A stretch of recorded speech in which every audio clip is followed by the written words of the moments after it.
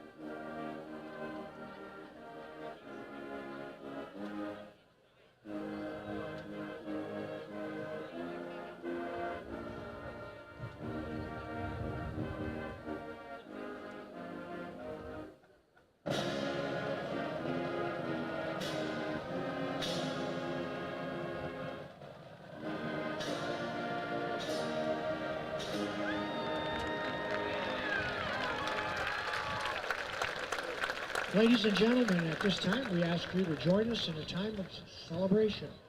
As we celebrate Constitution Week, let us remember we live in a nation with rights, freedoms, and privileges enjoyed by everyone in the United States. The American flag, which you see proudly displayed around the stadium, are a symbol of the greatest hope for all mankind. As we prepare to honor America with the singing of our national anthem by the Louisville High School varsity singers, remember those rights and freedoms.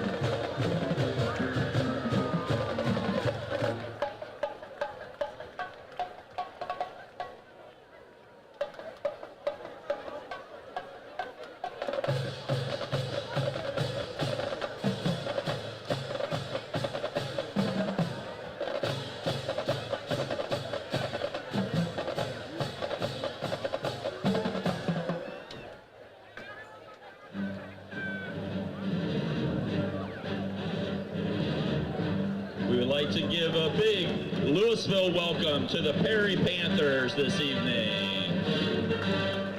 For tonight's offensive starting lineup. At quarterback, number 11, Owen Burek. At tackle, number 77, Big Trev Burek. At guard, number 75, Josh Nicholson. At center, number 54, Cam Atwell. At guard, number 78, Chase Wonderchak. At tackle, number 76, Caden Straley. At receiver, number 21, Quinn Burek. At tight end, number 32, Colton Lloyd. At receiver, number 5, Tate Golden. At receiver, number 6, Braden Hershey. And at running back, number 8, Cam Doherty.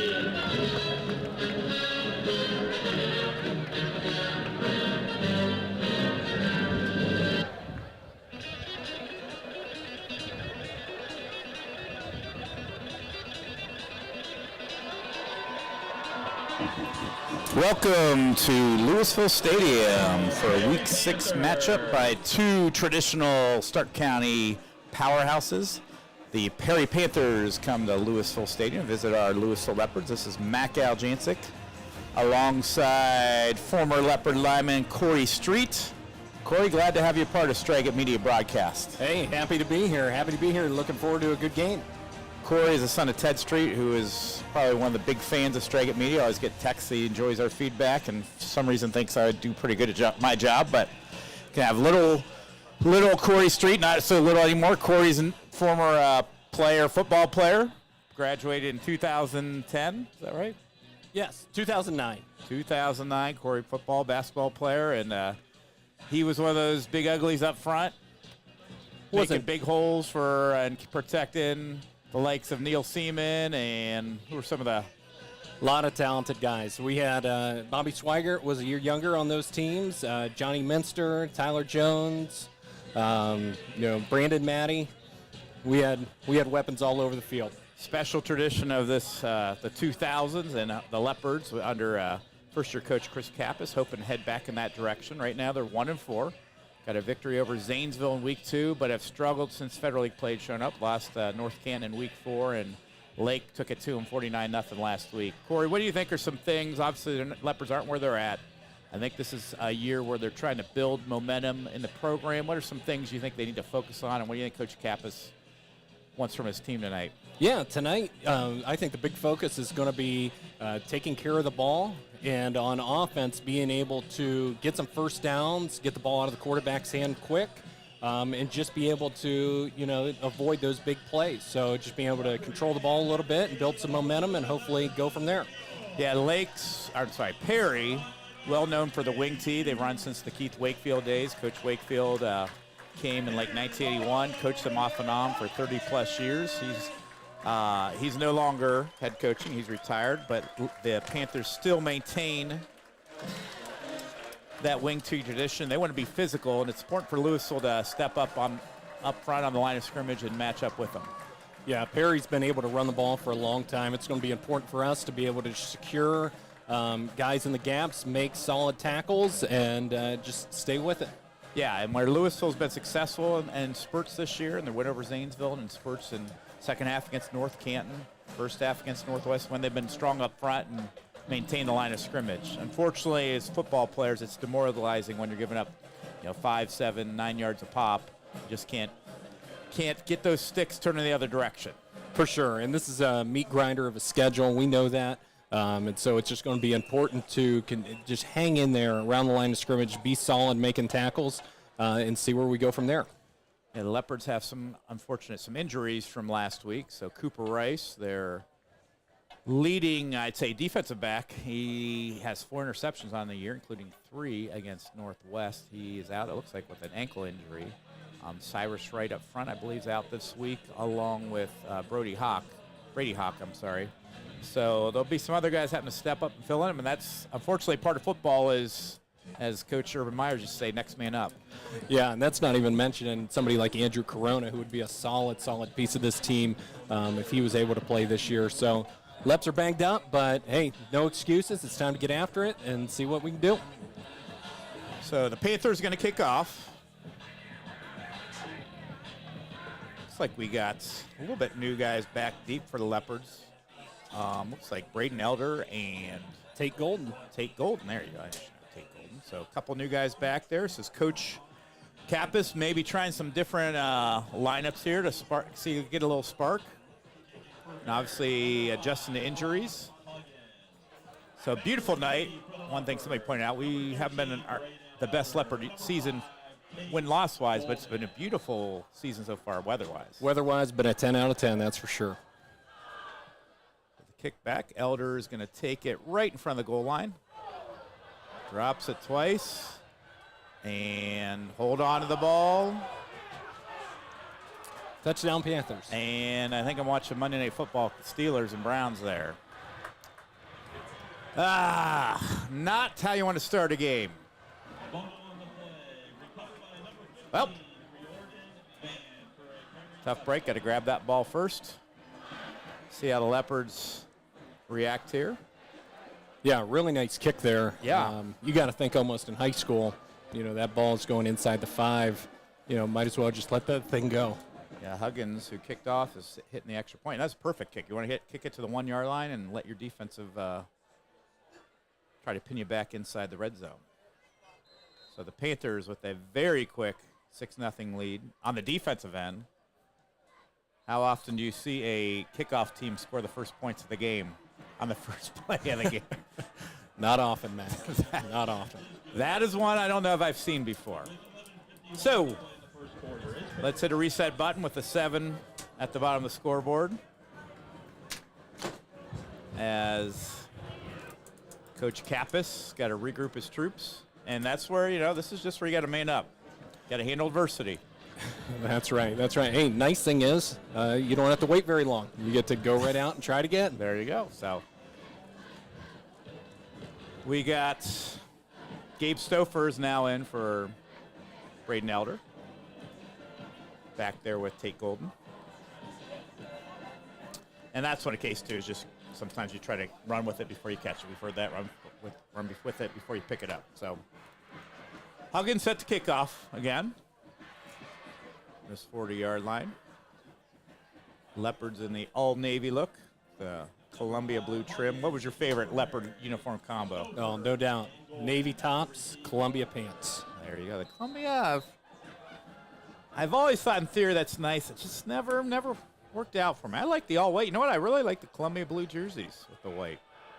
Little Houston Oilers look. All right, so the Leopards going to try this again. They let the ball go back for a touchback. Going to take over on their own 20-yard line.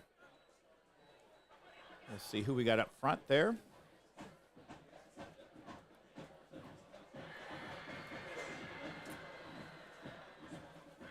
Looks like Caden Straley is going to be one of our new guys up front there.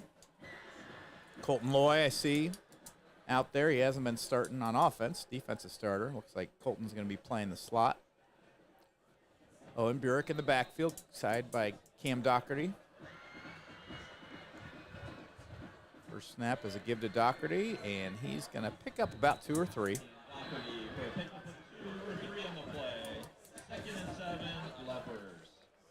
Trevor Breurick, left tackle, there did a nice job pulling across and finding somebody to hit. So looking up there, we got Kim Atwell at center, Trevor Breurick at left tackle. Looks like Josh Nicholson at left guard. Christian on the stop for the Panthers. Caden Straley, I think, is at right tackle in place of Brady Hawk. Give again to Doherty. He's got a hole there. He gets close to the first down. Nice run. There's definitely some seams there early on. Yeah, the line of scrimmage is moving, and that's what you like to see. Chase Wondercheck at his normal right guard spot. So 3rd and 1. Corey's an old lineman there. What did you want early on, tone-wise? What was an early goal for you when you're out there in the trenches? I mean, early on, you just kind of want to set the tone. You never know exactly, how the other team's going to go firing out. And so just being able to hit somebody early and set the tone is important. Trips to the top side here. Bjork's going to keep it, and he's going to go lateral, and he's taken down for a big loss there. Number 20, Christian Ivanek, for the big loss of 7, and the Leopards are going to have to punt. Bjork, I believe, is going to be punting this week. I think Jim Schwartz, the new defensive coordinator, I heard a soundbite this morning that he talked about wanting to make Derrick Henry for the Titans run Highway 90 instead of Highway 71. As an east-west instead of north-south. That, unfortunately, we were heading a little east, then we had a little north there. So Bjork with the end over-end high punt. They're caught by Ivanek, who returned a kick last week for a touchdown. And the Panthers' first time on offense here. Take over, led at quarterback by Austin Maddox, Jr. Has 264 yards passing on the season, which is pretty high in Perry standards. Perry's known for grinding the ball out there. Looks like they're going to start out in their traditional unbalanced here wing tee. Used to coach at Perry long ago. So let's see if we have the buck sweep here to the bottom side here. Block down. We're going to go with the down there. There it is there. Handoff there. Got a big hole there. Slipping through. Ivanek is off to the races. First play from scrimmage for the Panthers, and they're up 14-0. Yeah, they just did a nice job of moving people right up front. Back hit the hole, made a guy miss, and it's pretty simple from there. Christian Ivanek with a 59-yard run to pay dirt, and the Panthers, 2 minutes and 26 seconds into the game, have a 13-0 lead there. Brock Huggins back again, kick the extra point.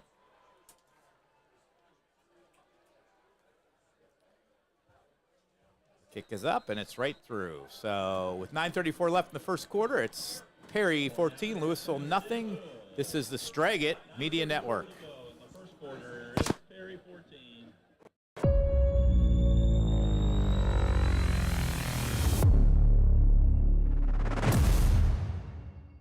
Gentlemen, returning our programs to page 31 at the Beatty Sports House, signed by owners Ray and Bar Beatty.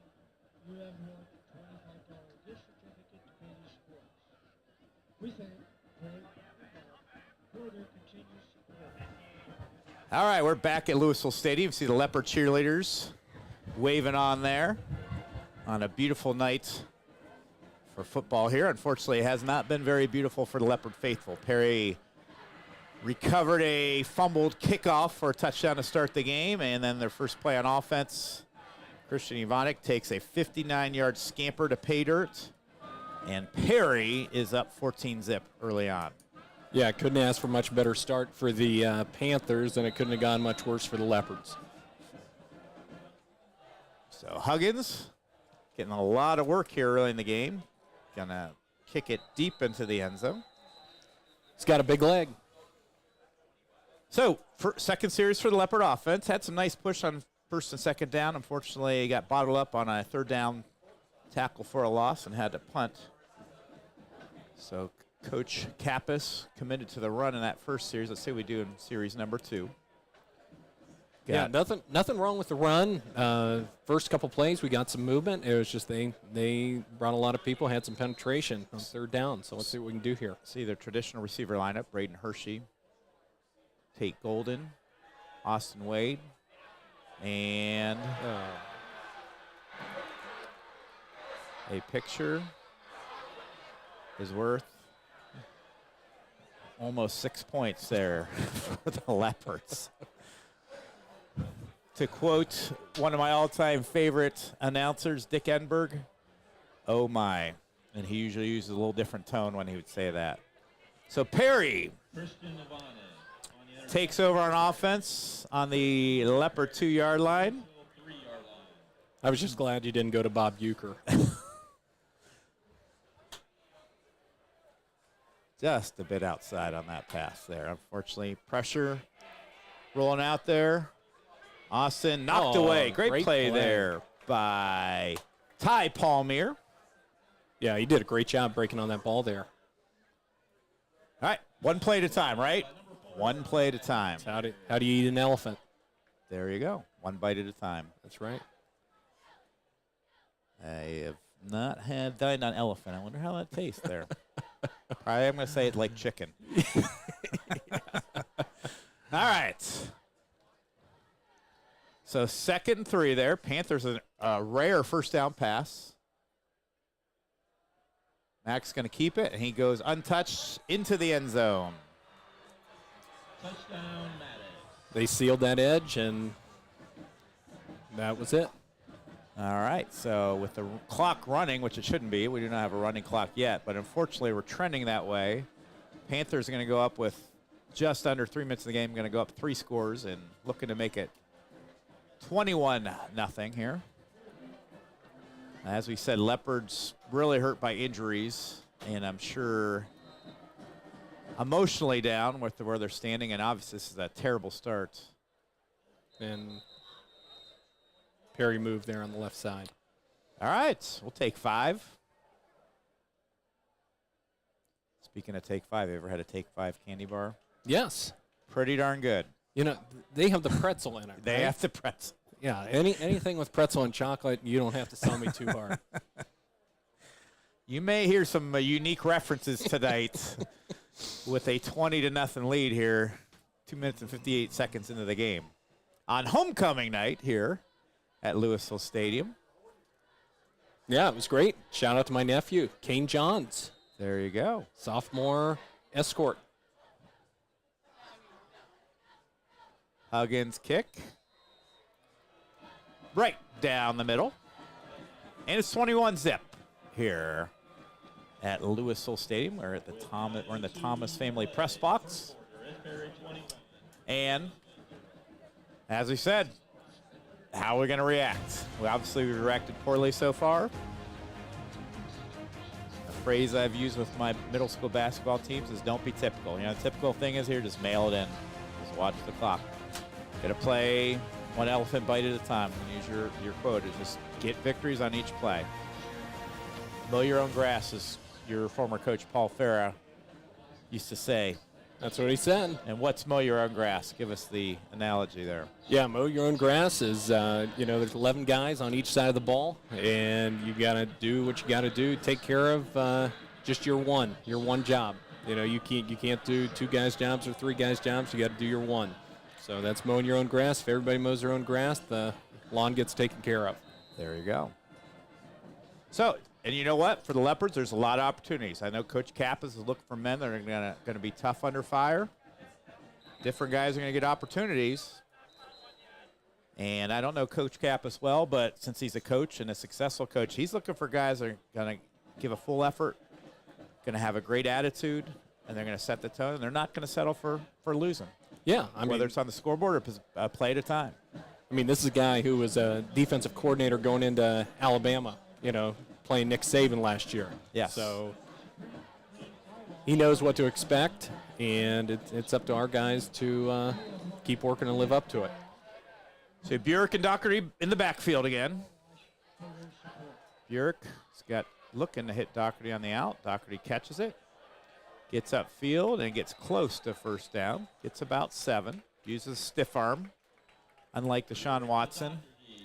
To add a little extra mustard to that stiff arm. I don't know. Has a quarterback in the NFL ever gotten 2 personal foul facebacks penalties on himself? I'm going to still say as a quarterback, we got 1 person. I have not seen 1 in my 52 years on this earth. Burek gives to Doherty. Tries to get the outside, and he's going to be tackled for a loss here. Loss of 1. 3rd and 4. Cam Doherty with no gain on the play. Stop on the play by number 16, Jaden Wilson. Going to actually give him about to the line of scrimmage. 3rd and 3 here. Leopards look to the sideline here. Panthers have not seen them with the jersey with the 50 stripes there on the shoulders. Burek looking for now. He's got Hershey. Makes the catch. Move those chains. First down for the Leopards. Absolutely. Perry brought pressure off that side. Burek did a nice job getting the ball out of his hands quick and making something happen. Panthers coached by Zach Slates, former Perry legendary lineman up front. Took over for Coach Keith Wakefield. On the stop for your Panthers. And Perry, those Perry Panther fans tuning in, I'm sure you see a lot of Perry second, third, fourth generation players, just like here at Louisville. Burek's rolling to his right there. He's got nobody open. He's going to pick up about 4 yards there. Panthers pretty excited by that hit. There's Burek. I don't know if he's wearing some type of neck brace. Does it look like? Well, if I was him, I would, but I'd like to point out Caden Straley on the right side there did a great job on that rollout, sealing the end, gave him some room, and probably a good decision there to keep it. Good. Caden filled in for Brady Hawk. And doing a nice job so far. Burek's going to roll this way, a little short roll. He's got his brother who scoops it up. They're going to give him the catch there. It's going to be about 2 yards short of the first down here.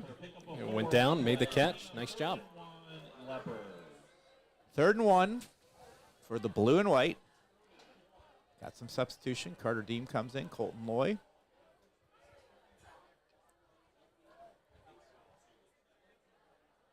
Going to go trips to the boundary here.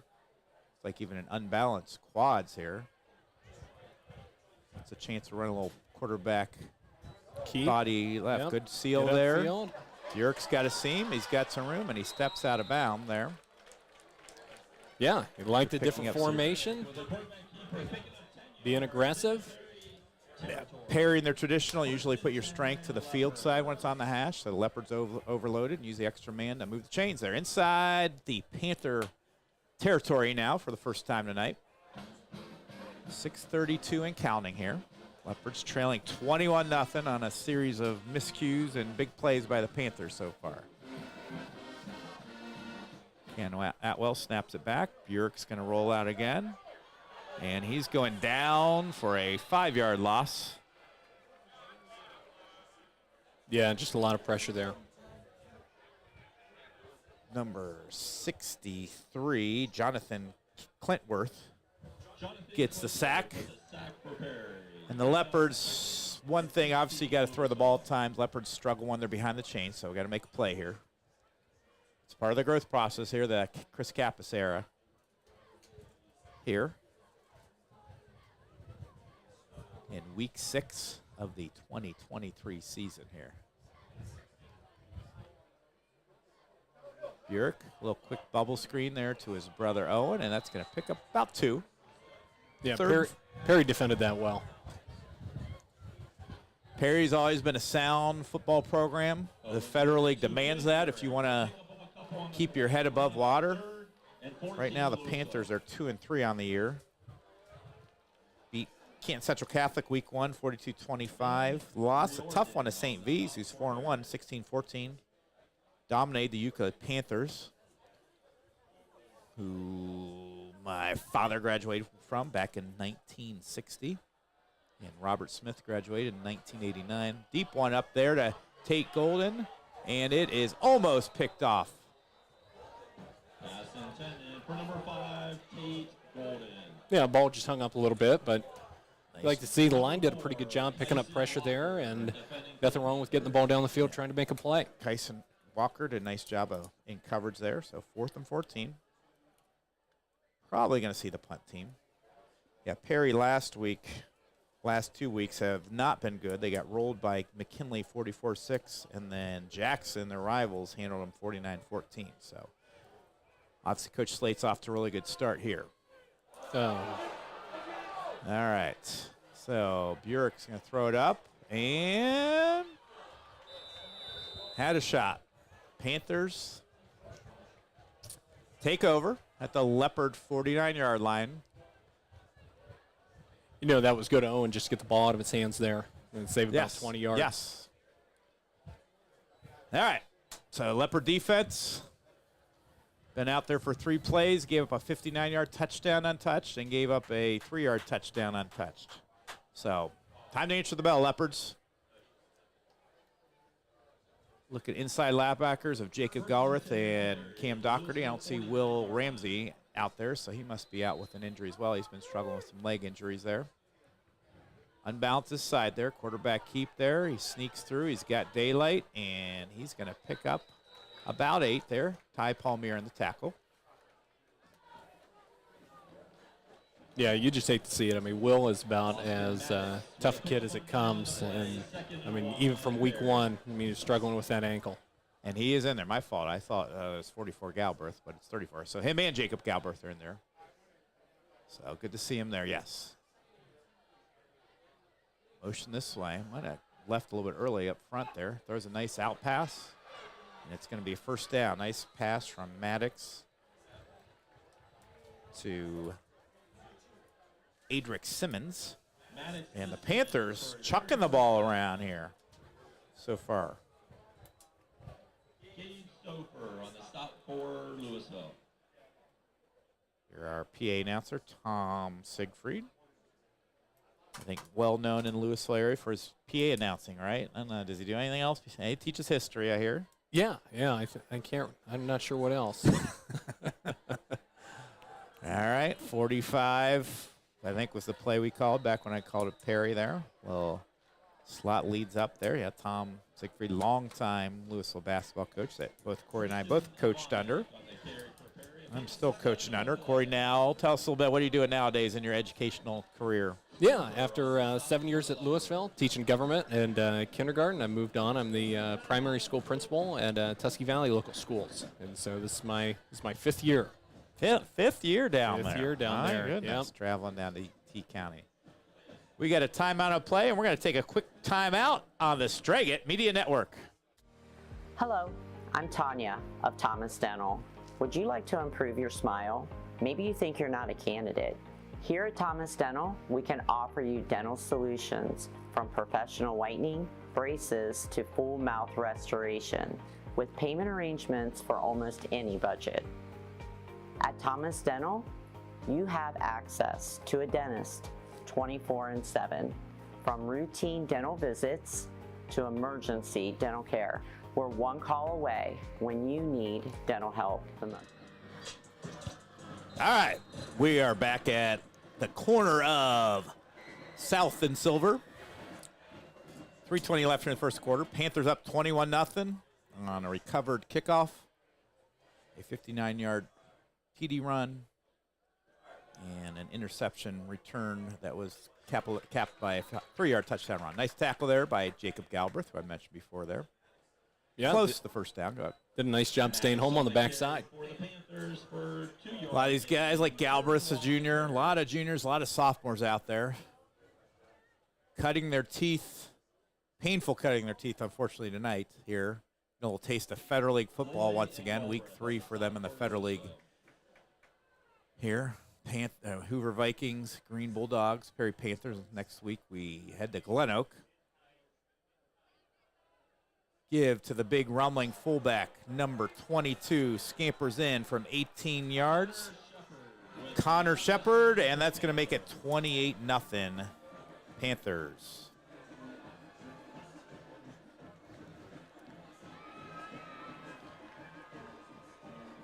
Well, I'm glad to have you along tonight here, Corey. What do you say? What do you say? 2:27 left here, first quarter. Brock Huggins might have to ice that leg down tonight.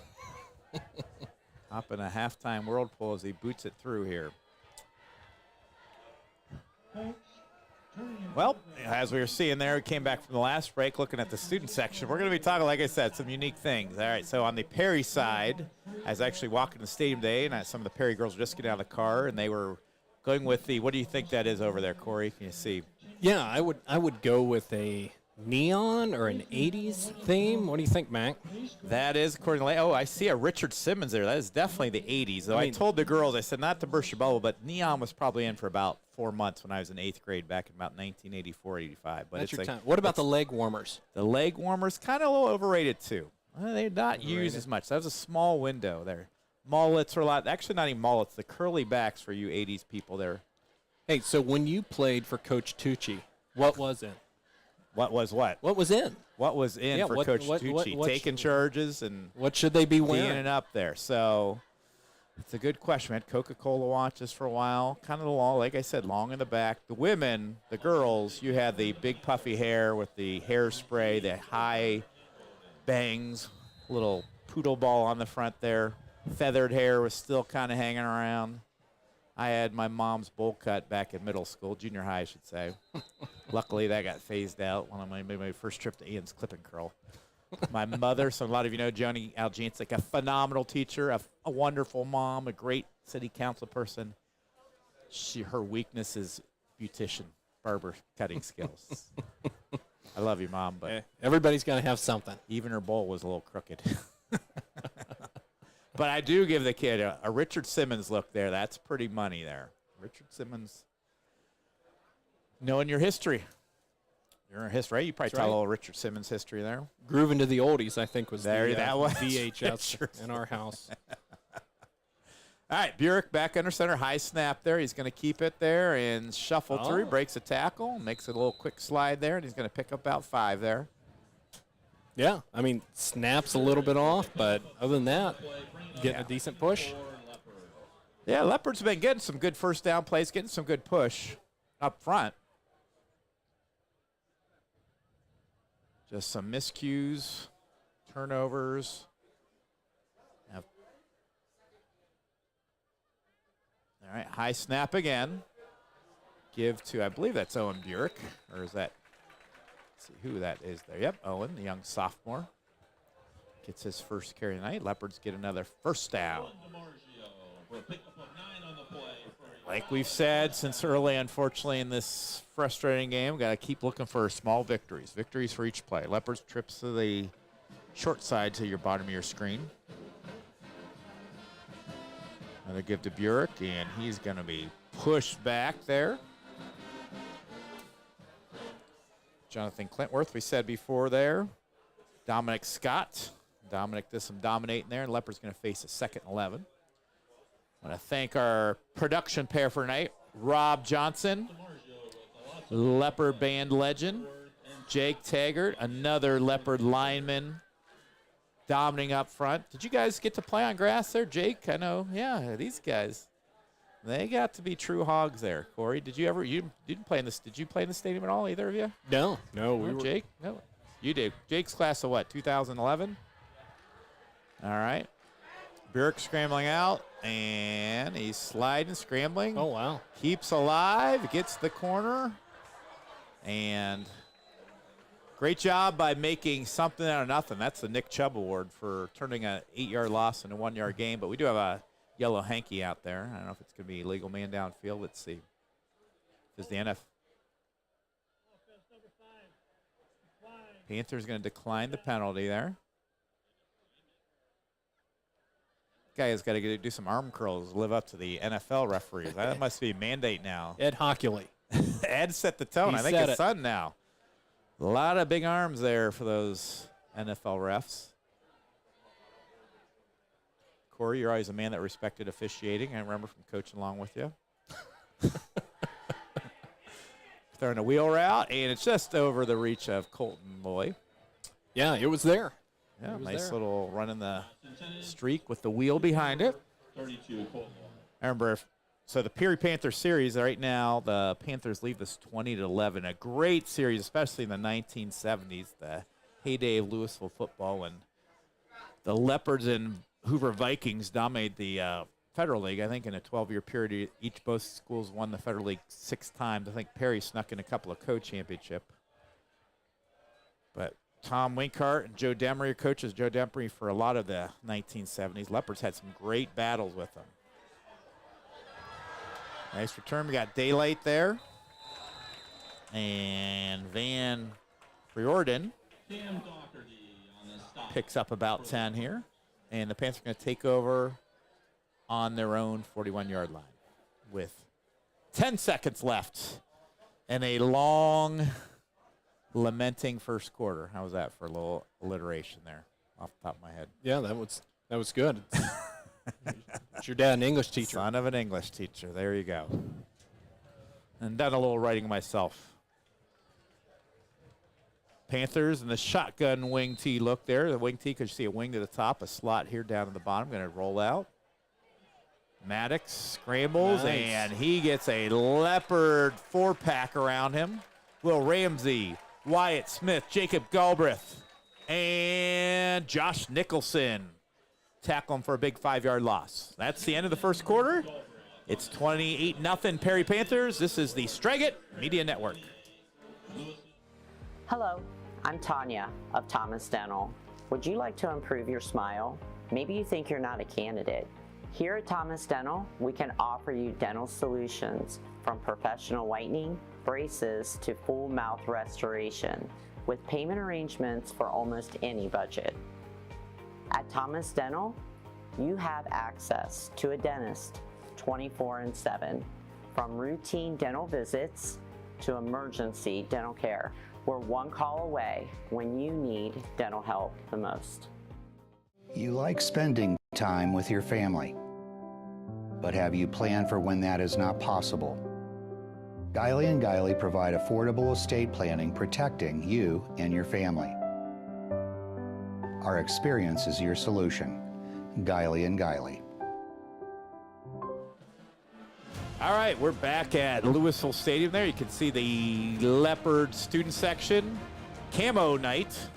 Corey, you ever wear camo much? Not a big camo guy. I was always in season. So there's actually in the Louisville dress code, I don't know if they removed it, but you actually were not allowed to wear camo. Let's see if you can guess why. There's a good reason I would never have thought of. Give there to the big bruising fullback, Ryder Hartshorn, and he picks up just a yard as the Leopard defense steps up. So you weren't allowed to wear camo. I remember the rule, but I don't remember the reason. So I don't think here's I why. asked. This must be 60s, 70s, 80s. They didn't want to wear camo because literally they worried about kids out hunting and bringing deer scent and stuff into the building. Which I think is that deer urine. I don't know what you do. Is it like predator? You write blood on you or what? But that was the reason. I was told by a wise administrator. So, but no, I've seen plenty of camo in the last few years there. So unfortunately, Leopard cheers have been camouflaged by some Perry Panther strengths and Leopard miscues here. 28-0 here, early second quarter. Austin Maddox in the shotgun. And they're going to give it to Ivanek. And Ivanek is having a huge night. Make that a 62-yard scamper to go along with his 59-yard run. And Christian Ivanek puts the Perry Panthers up 34-0. Yeah, they pulled a lineman there. Went through the hole, and I think he was the only one that touched the back. Yeah.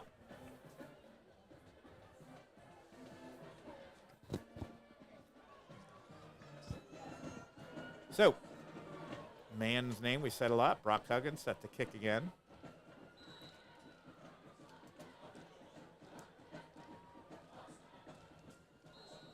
It's a little wedge shot into the Pride of Louisville.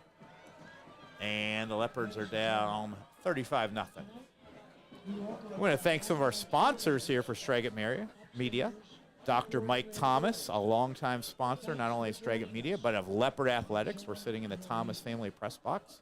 I was just looking up actually last night. His younger brother, Andy Thomas, is the chief something officer down at the Ohio State. The Wexner Medical Center, There you I go. think. So, yeah. Here. Probably shouldn't admit this story, but you like this there. So we're working for the city in my college years. You know, I was going to Muskingum College. Got the John Glenn Scholarship. John Glenn, what's he known for? Yeah, astronaut, U.S. Senator. First American to orbit the Earth. Anyway, so I get there. Andy Thomas, I think, was going to Harvard at the time. So just the Muskingum of the East. the Muskingum of the East. So that's two college boys. I think one of our bosses might have been Walt Metzger or said, hey, you guys need to go out back, take a dump truck, scoop up some dirt, and take it to the Juilliard Center. So we go up. Somebody does a backload. We scoop it up. And we get there, and he goes, hey, this is street sweepings. It's not dirt. So us college guys don't even know what dirt is. I will admit, I was like, I didn't see any dirt. So I was like, I was a little sus, to use a 2023 word, of what the heck was it? That didn't look like a dirt pile. That's my one defense. But shout out to the Thomas family there and Mike Thomas for supporting Leopard. We got a fumble. Picked up by Tate Golden. Get a corner there. And there you go. A 45-yard hook and ladder, we'll call that. And the Leopards have good field position. Gabe Stouffer gets up slow. That is taking lemons and making lemonade. Like one of my favorite metaphors there.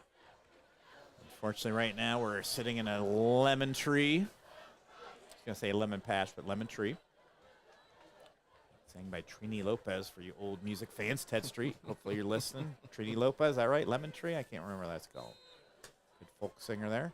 Oh, and Burek there with Cam Doherty beside him. Tate Golden slides into motion there. Burek looks at the screen, gets it to Doherty. And a great play there, staying at home there by a big number 68. Micah Geis keeps that screen to a minimum. Yeah, I like that call. You just got to get a helmet on a helmet, and he's off to the races there. What's the art of an offensive lineman of selling the screen, not giving it away too soon? Yeah, I think you got to maintain that initial contact just for a second or two. If you're on the screen side, then you got to go downfield and work to find somebody. 2nd and 8. Burek catches a high snap, throws an out route to Braden Hershey, who's going to get the first down. And I don't know if you played much D-line. How do you resist the it seems like we all see it. There's D-linemen. They might not have a pass rush all night, but they get through, and they're going to go chase that quarterback and give away the screen. Yeah, it's got to be in scheme. If that's something they do a lot. I know Stefanski likes to do that for the Browns. That's something you kind of realize. And if you get through too easy, you better turn around and run the other way. Yes, hard. Guess you're a little hungry for some blood. It's hard to resist that temptation. So Leopards 1st and 10 on the Panther 45 here, looking to get some points on the board. Doherty takes it around the left end, shuffles through, and he's going to move them chains. Yeah, there's some nice moves. Austin Wade out there on trips up top there, running to the side of Trevor Burek and Josh Nicholson filling at left guard. He said Cyrus Wright's out this week with injury, along with Brady Hawk. So we got Caden Straley up front there. Right tackle, Chase Wondercheck at right guard. Cam Atwell at center. Nicholson and Burek there on the left side there. Golden goes in motion, going to keep it. Burek. Good upfield. And he pushes forward for a yard or so. Mac, I don't think people really appreciate, how hard it is as a sophomore being out on varsity football field. Yes. As a sophomore, you think, back in the day, most people, you're cutting your teeth in practice and getting your, head pounded in by juniors and seniors, guys that had been there before. And so, to be out under the lights on Friday night and playing a big school, Federal League team, it's not easy. No. The old saying was every sophomore you start is probably a loss. You see a lot more sophomores play now. I think it's just a stage of young athletes. There, nice wheel pass, nice throw there. Austin Wade, nice pitch and catch, picks up about 20, and the Leopards are inside the red zone for the first time tonight. I think to spread out the offense, the game is not as physical it used to be too, so I think it's a little bit easier for sophomores to physically match up because obviously the spread offense, you don't have as much smash mouth up front. But it's definitely tough. Well, and for sure, and you think about what Perry wants to do on offense. I know they've thrown a little bit tonight, but to step up and really that physical aspect. A lot of times it's not the athleticism; it's the physicality that it takes. Yes. Burek looking, throws a nice little short route there. Little stick route. Unfortunately, Golden Tate could not bring it in. Yeah, Perry's run the swing tee, and it's really advantage because you see hardly any teams run this and don't really run a physical running offense. So it's really a tough adjustment for teams to do. And you think about what football looked like 10, 15 years ago. I mean, when we were in high school, we were running a 5-3 on defense. I mean, you had 5 defensive linemen, 3 linebackers, and a lot of teams are, running a nickel look or something smaller now. Out route, a little one hopper there. Couldn't get brought in. I think that's by Tate again. So it's going to be 3rd and 10 here.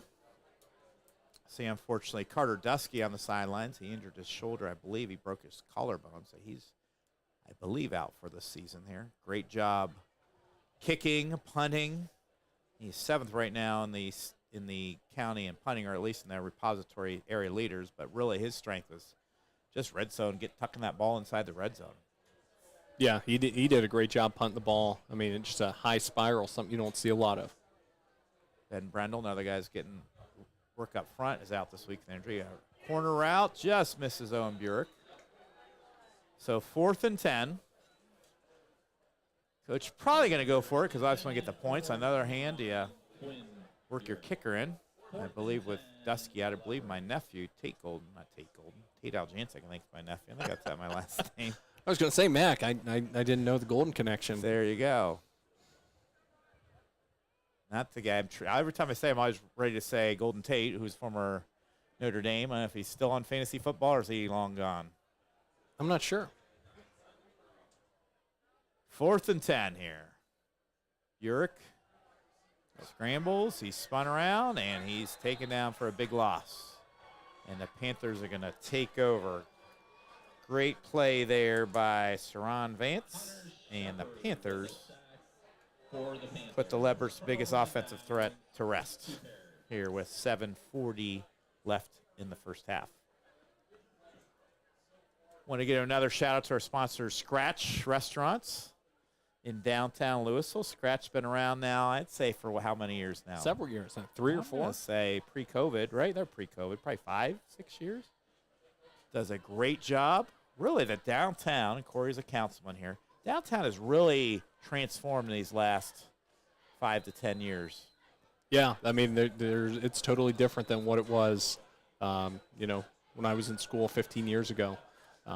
Umbrella Alley. I mean, people come from different countries. Tons of different states every weekend. And when they come, they've got a couple, great options to eat at, to enjoy a meal. Scratch. Yeah. And I always enjoy a steak there. Yep.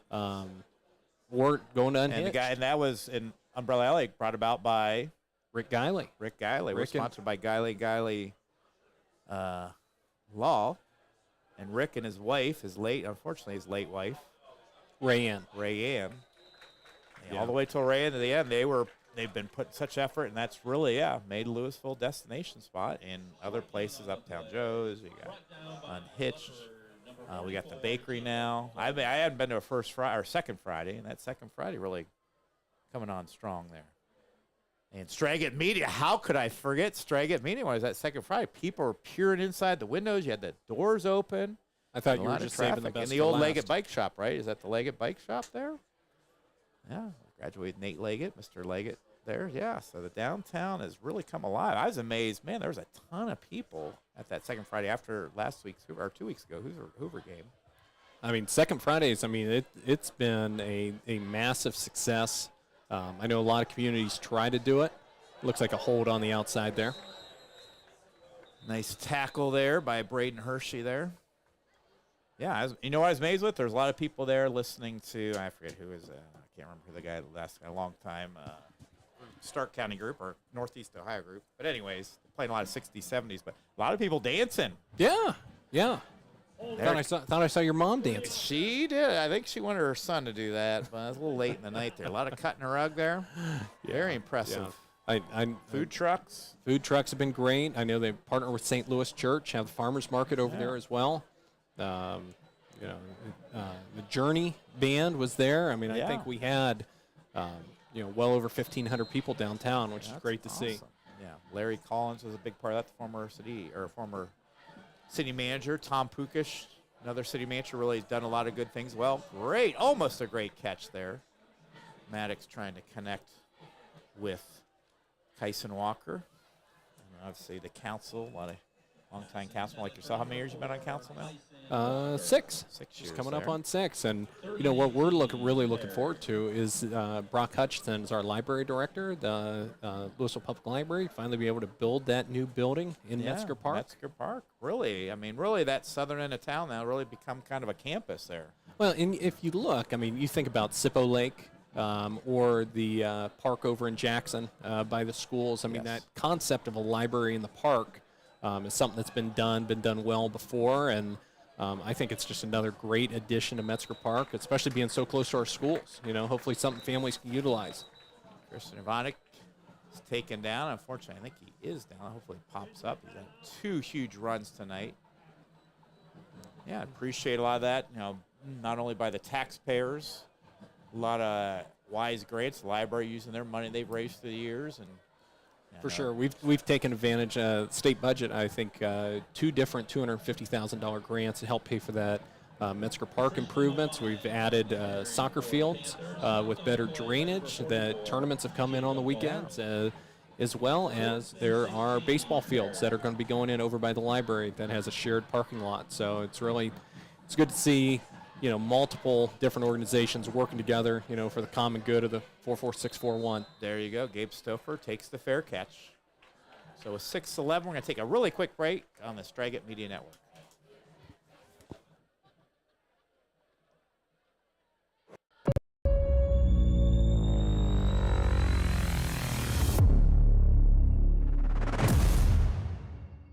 Fair catch by number 18. Over at their Louisville 45-yard line where the Leopards will start first and 10.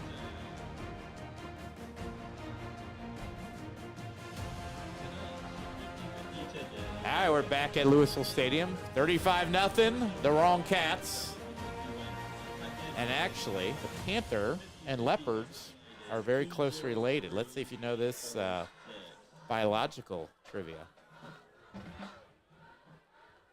Bjork going to go up top, will pump, and he's got Braden Hershey, makes a great catch at the 25-yard line. Bjork didn't see, they take a shot there. He comes up slowly, getting upfield. Yeah, it was a nice route, stutter and Beautiful go. route, a little kind of outside shoulder on the deep. Nice job by the quarterback. You want to throw it to the outside, and a great connection. And Leopards are all the way down to the Panther 24-yard line. And a Panther is actually a Leopard. Really? Yeah, if you look closely at a Panther, you can actually see their spots. I believe so. We'll check with my. So the Leopards are up 35-0. You can look at Over it the there. Leopards. There you go.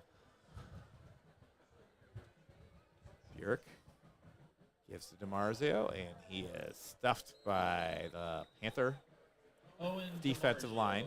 For a short game for the Might have to give a quiz here at halftime here of all the little references we've had so far. Number 22, Connor Shepard on the stop for a pair. Once again, fans, the winning 50-50. Of course, it's homecoming night here at Louisville. We'll have to get a track down the homecoming court. Talk to my production assistant, see if they have the homecoming court we can read at some point there. The winning ticket is worth $305. So, 541. Corey, how you feeling about the Buckeyes and Notre Dame here after we get this play here? I'll let you ponder on that. 2nd and 10 here. Bjork fakes, got a slant pass, just misses a connection with Braden Hershey. Yeah, Mac, I felt better about my Buckeyes before the season started. Last week was better. Yes. Talent-wise, pretty much going to be washed out going into that environment. Hopefully a lot of Buckeyes making the trip to South Bend. Yes. But, comes down to, if you've got the home field and the best quarterback play, it's going to be tough to beat. I would say after the first quarter against Western Kentucky, right, that we played last week, I thought this was at least a 3-loss Buckeye team. I thought they really came alive in the second quarter. They opened it up. They used their athletes and stretched. Hey, the old tip drill. Wade with the set. And as I'm seeing there, is that Quinn Bjork gets the spike there, and the Leopards are all the way to the 12-yard line. Do you think that's how they drew it up? Sure. Let's go with that. Anyways, I was encouraged by the Buckeyes second quarter. I thought, they're being too conservative. Use your athletes. Less talented teams want to keep you in the box there. And I was impressed with Kyle McCord's throws in the second quarter. So, but the Leopards are favored, and the Buckeyes are favored, and I hear most local prognosticators are picking them. I have a hard time at South Bend. Notre Dame's lost, I think, 5 in a row to Ohio State over the last 25 years, 30-ish years. Eddie George set that off. I think it's been almost 90 years since a Irish win over the Buckeyes. But yeah, I mean, it's hard to argue against Vegas, but you know, I don't see how Notre Dame doesn't have a slight edge going into that game. The way we played, unless Ryan Day decides to play like we did against Georgia, being an underdog. Yep. Doherty, he's got daylight. Touchdown, Leopards. Yeah, did a great job off that left side, getting up the field. Cam Doherty gets the Leopards on the board. 35-6. Oh, you go for 2 or go for 1 here? What's your coach's sheet say? Well, I don't know if I'm looking at the sheet right now. I probably want my extra point team to get some practice.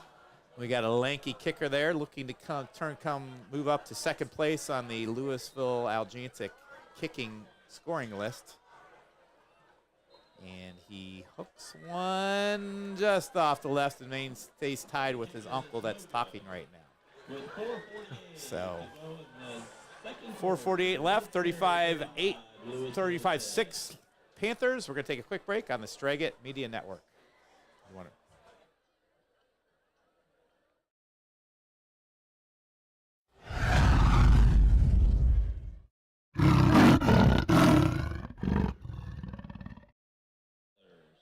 Bring your winning ticket to the Booster Club banner located on the bottom row of the home bleachers, directly behind the home team bound. The second number drawn tonight is for the game ball. That ticket number is 203-134.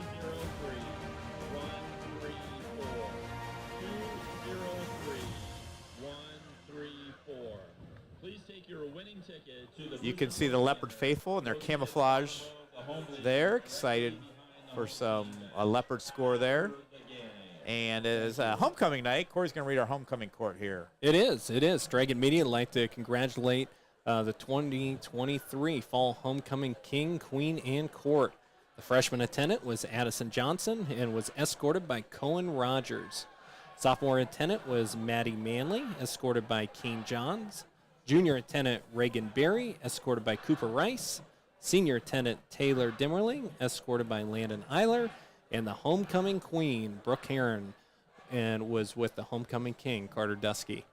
There you go, Brooke Heron, the queen of the court, the volleyball court, the basketball court, and the softball field. I was going to say, whatever she does, she deserves it. And I think I just was seeing a volleyball, right? I can't remember. I saw something with her, and I think, really give her credit. It's hard, especially in girls' sports, to be three-sport. Ball fumbled around there. Ivanic picks it up, and he is still alive. Gets the corner. Can he get the corner? No. All the way back to the 5-yard line. I think that's Colton Loy on the tackle there. Mac, he may have lost yards, but boy, did he run a long way. He got burned a few calories there. Probably eat about 2 Twizzler bites, I'd say, in calories he burned there. Or grapes here, courtesy of the Leopard press box. Really good spread tonight, as usual. So all the way back to their 5-yard line, 4:36 left here. Good to see the Leopards here get a defensive stop. Perry back in their traditional wing tee. Give up the gut there, and it's going to push them all the way out to the 14-yard line, get a first down. I think that was Ivanic. Christian Ivane for a pickup of And I see for the Leopards, it's like, Stouffer on the stop. I see he's up the middle. I thought it was 73, but we don't have a 73 on our roster. So they did a nice job up there. Shout out to Doug Deacon and Joe Thomas, the number 73 for the Browns. 2 great tackles, a great announcer there. 1st and 10 Panthers, going to run the buck sweep here up top there, and a great chase down tackle there by Will Ramsey. Yeah, Mac, do you think Deacon's good in the booth? he has his own flavor. I liked his flavor. Yeah, Jim Donovan, obviously great. And, and unfortunately, Jim's right now taking a break and dealing with his leukemia. Just a class guy. Jim is always good. And he, really in the last 10 years, he's really become one of the best. Our Cleveland sports have been blessed with phenomenal announcers. I mean, Joe Tate, longtime Cavs announcer, who actually did the Indians and Cavs on TV back in my youth. Before, Jim Donovan, we had Nev Chandler. Another tackle for a loss there. They blow it dead. That was Hartshorn. Couldn't see who got him back there. But a great play there, and the Panthers are moving backwards. Gibbs Shanley, that was before Corey's time. A lot of you old Browns fans remember Gibbs Shanley. So, I don't know if you saw the clip where Jim Donovan wrapped up that first win and then kind of gave a sign-off that he's going to be taking a break. Yeah. I mean, that was powerful. Obviously he's upbeat, but it was emotional, and he's loved, in that booth, and he's loved by Northeast Ohio. Yeah, you can pretty much argue. I mean, Phil Dawson, Joe Thomas, Jim Donovan. Yeah. Those are about the three worth remembering since the Browns came back. Of this millennium, and, of course, Nick Chubb. And Nick Chubb. I agree. I would put Nick Chubb in that category. On a Mount Rushmore. And I got to meet Mr. Donovan. I went up to a Browns training camp, and he was after. I can't remember if he signed autographs. Just sitting there, and people were greeting him, and he was just extremely friendly and cordial. And told me, his prayers are with him with his health. And he's probably one of the last really of Cleveland. He was an anchor. He's been an anchor for Channel 3 News. You just don't have that iconic anchor that you used to have back in the day, because the local news just isn't what it used to be. No, but it still does sports. So we're doing our best to honor Mr. Donovan by making the most of this game here. Leopards trail 35-6 with 3 minutes and change here left in the first half there. Maddox on a little half roll. He's going to go up top on the slant, and he's got a big target. To the 40, to the 30, to the 20, the 10. Touchdown, Panthers. Kyson Walker with a 90-yard touchdown catch. An unofficial Perry Panther record. 90 yards, that's about a month's worth of output. Usually they're passing offense, and the Panthers go out 41-6. Yeah, I mean, we were doing a great job crowding the line there for a while. Hard to defend with quarterback rolling out, throwing a post across his body, middle of the field.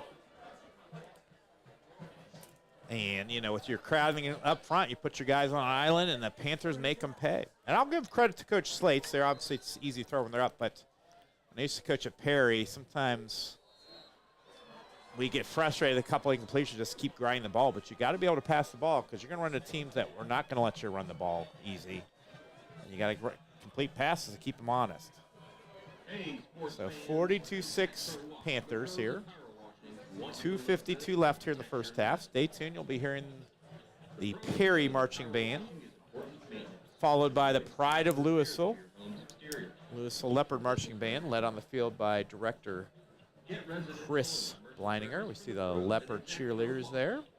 Owen Burick's sister. I see, I'm trying to recognize these faces there. I think that's Maddie Baroni. And Foley, I think. They're enjoying their beautiful Friday night off the field. Unfortunately, not a beautiful night on the field. Corey Street here. Partner with myself, Mac Aljancic. Appreciate those of you listening at home. Next week, the Leopards will be traveling to Glen Oak. Rob Johnson, Jake Taggart, they like to hit a lot of Leopard events here. I don't know if Rob's making his rounds tomorrow. I'm sure he usually does. The Straggett Media partners with the Louisville High School Production Club, so you get a lot of these neat shots there. And we're going to let it bounce at the one and go into the end zone.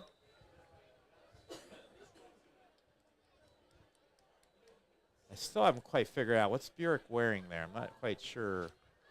It's like almost like a turtleneck. Yeah, something a little bit higher. So, Coach Kappas Coach Godone there, huddled up there. Corey Godone, the receivers coach, sends them out. These are scores in the second quarter. Big thing is for Leopards, get some victories, small victories, get some momentum.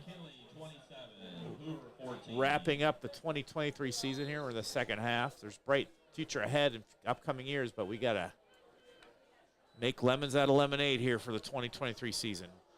Burick's pass falls incomplete to Braden Hershey. Well, and you know, Mac, the most important thing this fall, you know, for the Leopards is going to be getting this substitute levy passed. Yes, yes. Ask all you Leopard voters out there to help us out here so we can keep things running and keep those services available for our kids. Yeah, it's not a new tax. It was endorsed by City Council and the Township trustees, Nimish Township. You know, not an additional tax dollars, just keeping things where they're at.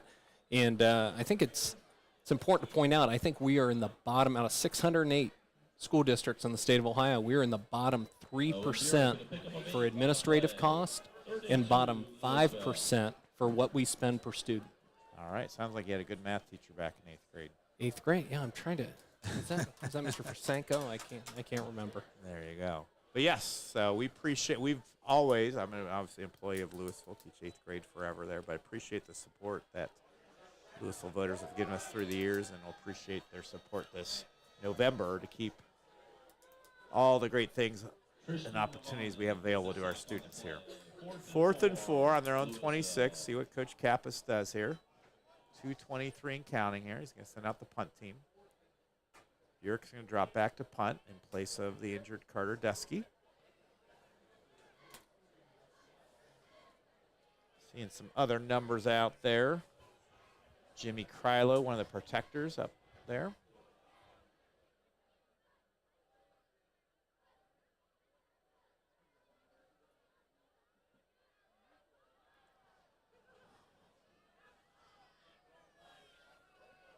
Bjork gets a end-over-end kick, and it is fair caught by number 15, Van Roorden.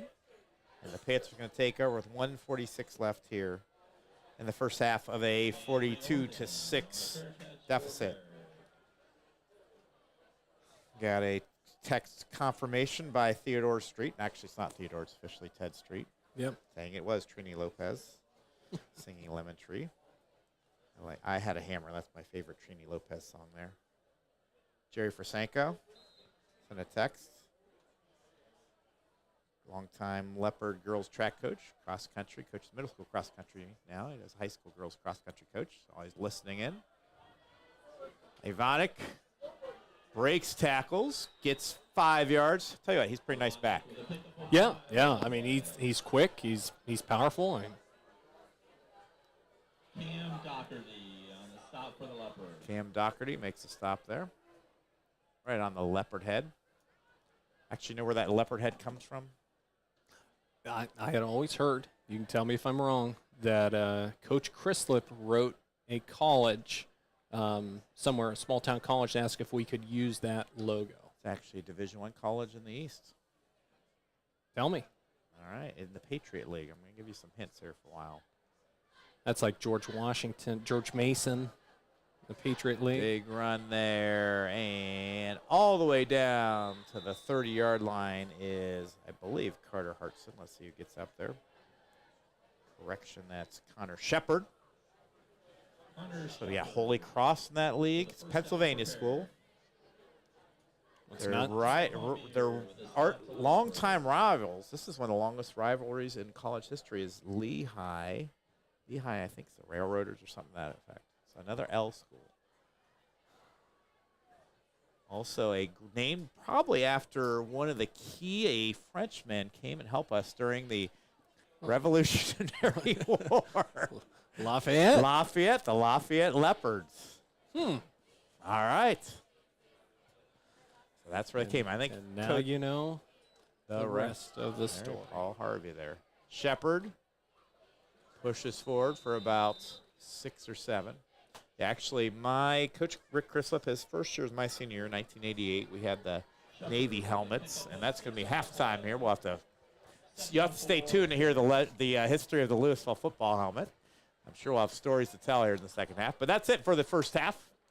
We're going to take a quick break, and you can catch the halftime bands here on the Straggett Media Network.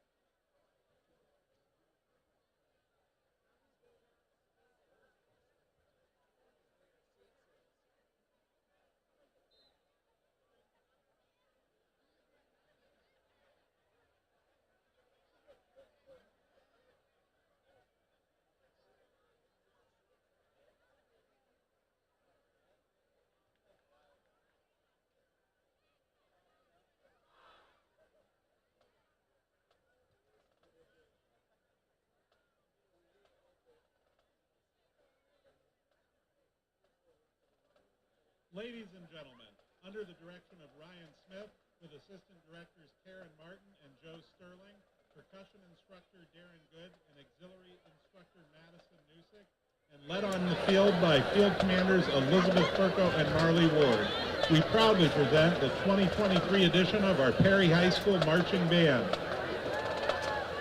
Tonight we will perform our 2023 OMEA competition show, featuring musical selections by Dvorak, Gershwin, and Copeland. The Marching Panthers are proud to present an American Rhapsody.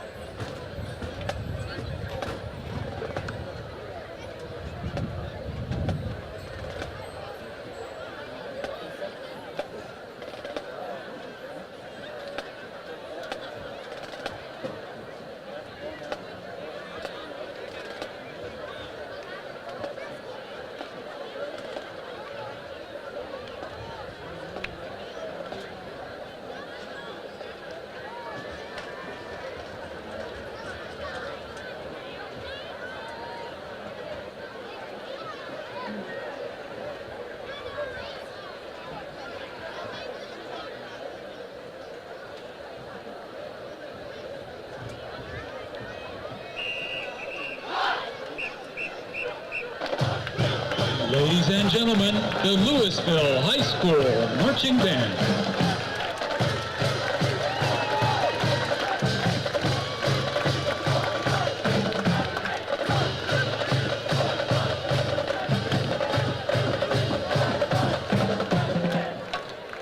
The band is under the direction of Mr. Christopher Bleininger, assisted by Mrs. Abigail Markowitz and Mr. Sam Portzer, and student teacher Matthew Dietrich.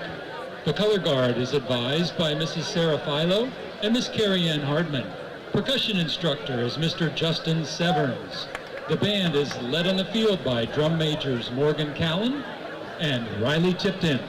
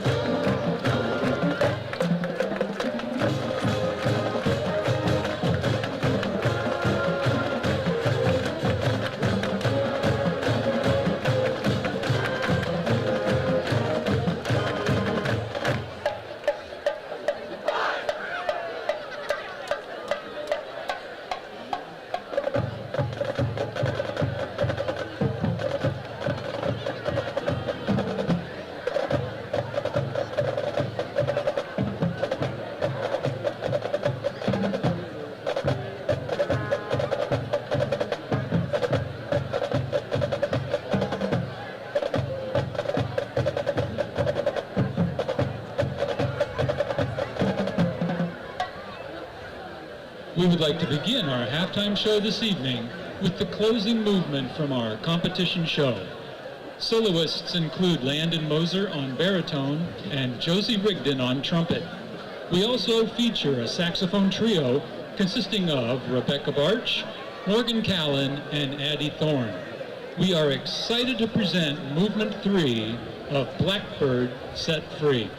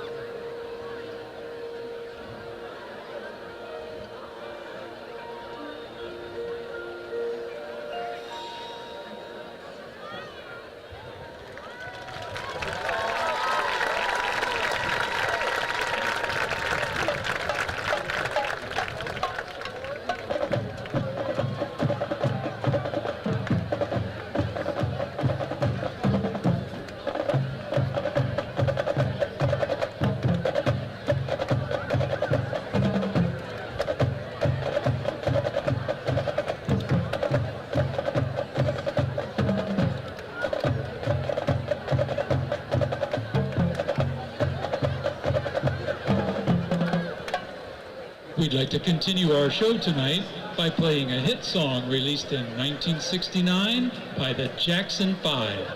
Featuring our flags and majorettes, we hope you enjoy I Want You Back.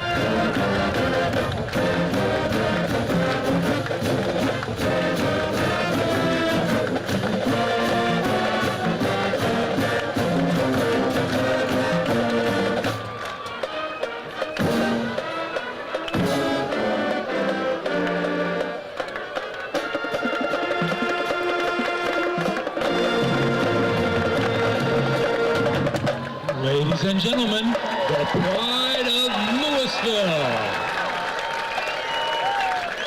Please join the Louisville Band Boosters for the 36th Annual Band Booster Craft Show. The show is on Saturday, November 11th from 9 to 3 at Louisville Middle School and features over 100 vendors and lunch at the Leopard Cafe. The Pride of Louisville travels to Perkins High School in Sandusky tomorrow night for a competition, and you can also catch them on Sunday right here in the Louisville Constitution Parade. Good luck to the band this weekend.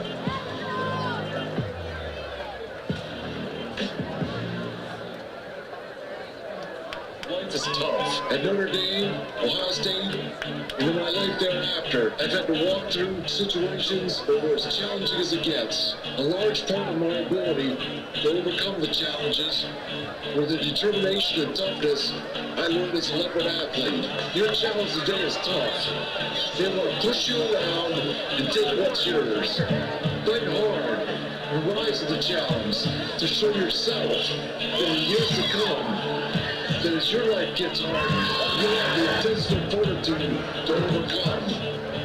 For many years, you've trained and practiced for this moment. And show what you got.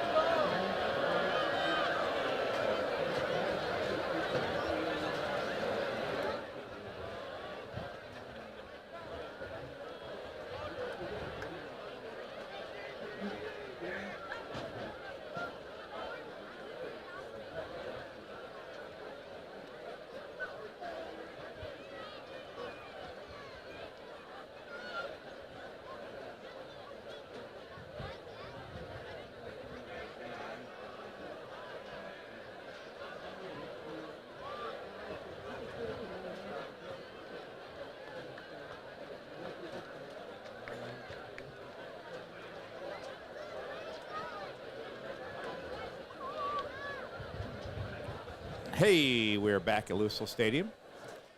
And to keep the stats short, Perry has 42 digits up on the scoreboard, and we only have 6, unfortunately. So, tough first half. Lep's band put on a great show at halftime.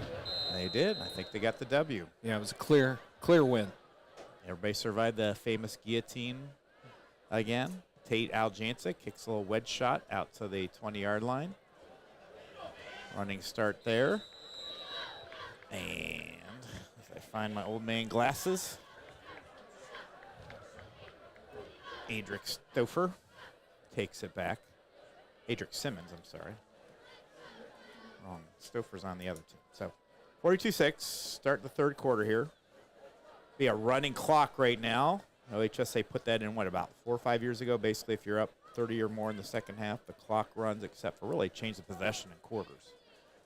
So let's hope we can get that clock stopped. Perry will start by getting some stopping a score here. So the Panthers going to start the unbalanced to your near side. Traditional slot goes in motion. Give to the fullback. And he is quickly put down there. Will Ramsey, Wyatt Smith getting the tackle on Christian Ivanic, who's had a big first half. 59-yard touchdown score followed by a 62-yarder. Yeah, I was going to say, how many yards he averaging a carry, you think? Got pretty good stats right now there. For Perry for a loss of I'm going to guess these double digits there, but we get a few more tackles and we can knock that down. Wyatt Smith on the stop for the Leopards. I believe 73, weren't sure was. I believe that's another freshman, Aiden Norris. So actually right now we have 2 freshmen up front, Trevor Burek and Aiden Norris, who I think you're going to hear those names a lot in years to come. Give there to Simmons, and he Great is penetration. thrown down. Colton Loy. Adric Simmons with a loss of a couple on the play. Colton Boy with a tackle for the loss. Will Ramsey gets up hobbled. He's been battling an ankle injury all year. Jimmy Krylo comes in, plays some linebacker here. So you're going to see some press faces here. Off there, I see Case and Grable playing some linebacker.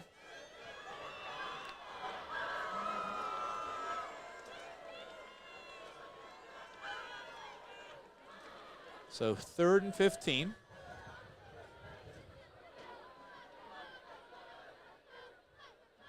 Emotional counter give to Ivonic, and he breaks a tackle, gets to the outside. Can he get the corner? He's going to go out of bounds after a big 35-yard gain. Yeah, really close there, just having him contained, making that tackle and getting off the field. For the first down for Perry. Colton Lloyd. And Ivonic, with all these yards, is really put on a show. Strong and quick here. Panthers next week. They travel to Hoover, host Green, travel to Lake, and host Glen Oak here to wrap up the season.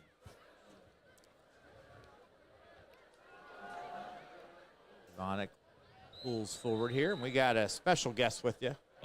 For a pickup. Corey's going to hand over his headset to our senior soccer star, Paige Folk. Paige, who is a kind of star not only on the field but in the classroom. How's your season been going, Paige? No, we're doing good right now. So far, we're 8-2. Play again on Saturday. Then we have senior night on Wednesday, so I'm excited. Who's your home game tomorrow night, right? Home game, we're against Streetsboro. Streetsboro, good. How have you enjoyed the season? I'm really liking it. I think we've seen some improvement from the entire team, which is always fantastic to see. And I've got some personal improvement, but I still got things to work on.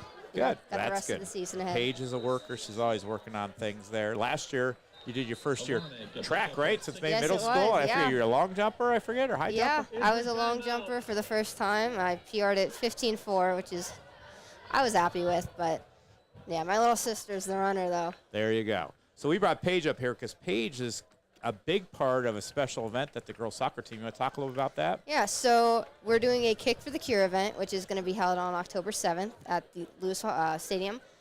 Last time there was a Kick for a Cure event, I believe I was in 6th grade, so It's been quite a while. Being a senior this year, it's my 2nd year as team captain. I really wanted to do something bigger for the team, and I thought that this was a great opportunity to do that. Originally, I was looking for an organization nearby to donate to, but when I heard about Jalea, it was my mom that brought her to my attention. It kind of just all clicked together, and it was perfect. So I was very excited. Do you want to share about Jalea? So Jalea is a 6th grader in our district. She was recently diagnosed. She's a wonderful little Leopards Cowgirls cheerleader. She's doing great this year.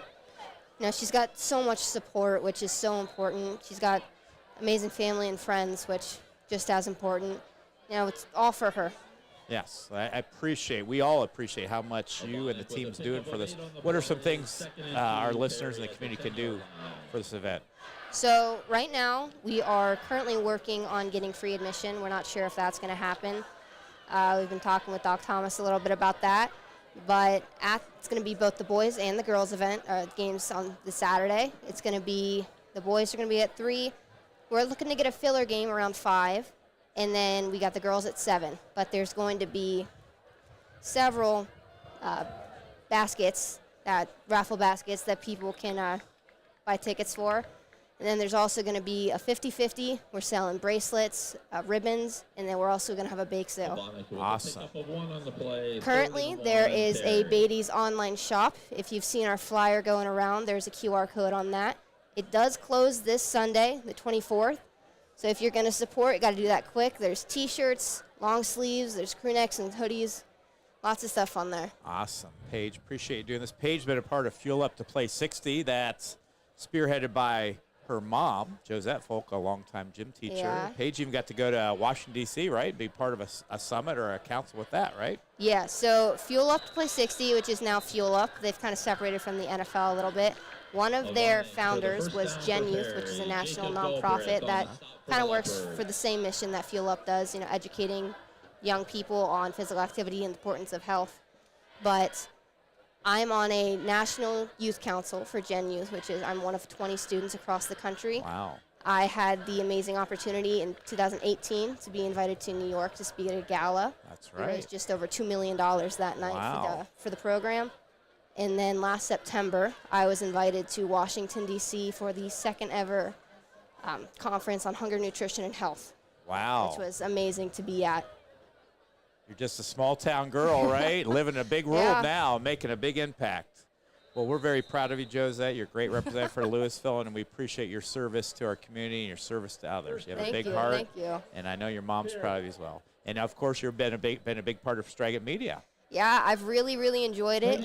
It's something that I've looked into doing. I was actually at the 2019, I believe, NFL draft in Cleveland. I was in the media room. That's right. I got to ask questions, and I spoke with, I believe, 9 first-round draft picks, which was very exciting. Kind of blossomed that love for the media.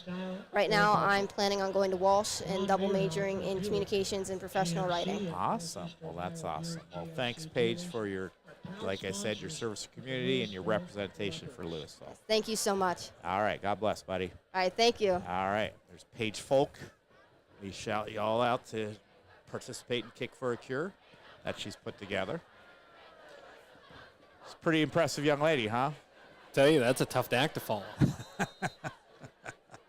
And you guys, a lot of you, I'm sure you've seen Paige. She does interviews and stuff for Stragit. I've seen her doing different things, for not only for Louisville, but for other schools here. Perry really running Ivonic. I'm kind of surprised at the score this year. He's gotten, is he going to tiptoe in? He's just short. He's probably gotten this drive, probably 6 carries. Yeah, Mac, it doesn't make a whole lot of sense. Not that we can really question anything Perry's done tonight, but, you know, I think he's over 230 yards rushing. But, you know, it just takes one play. Just takes one play, and you jeopardize the rest of your year. Yes. There are a lot of teams will go first drive, second half, they'll keep their ones in. The running clock makes it obviously a different scenario nowadays than what they used to do. Here, Perry burning a lot of clock here with the opening of the third quarter here, with the clock running. Perry's had a lot of impressive backs for the year. They had a Mr. Ohio, I believe. I got to remember how far back that was. Stuff there. I think of Sims, if you help me out there, Panther fans. Probably about 6 years ago. And Perry made a couple of trips to the state finals under Coach Wakefield. Yeah, they had some great runs there. And I think Central, some of those same years, had runs as well. Yeah, that's right. Right there on 12th Street. Yeah, right 13th. there, 12th Street. Yeah, right there in Perry Township. 3rd and 1 right now. 3rd and goal, I should say, at the 2-yard line here. 3:58 and counting here in that third quarter of a 42-6 Panther romp at this point. Perry going double wings in their power formation. They're going to give to Ivonic. Tries to get us outside, and he's going to walk in for the touchdown. Christian Ivonic for the touchdown for Perry. I thought the clock stopped on touchdowns, but I guess not. They're going to let it keep running here. And kick the extra point.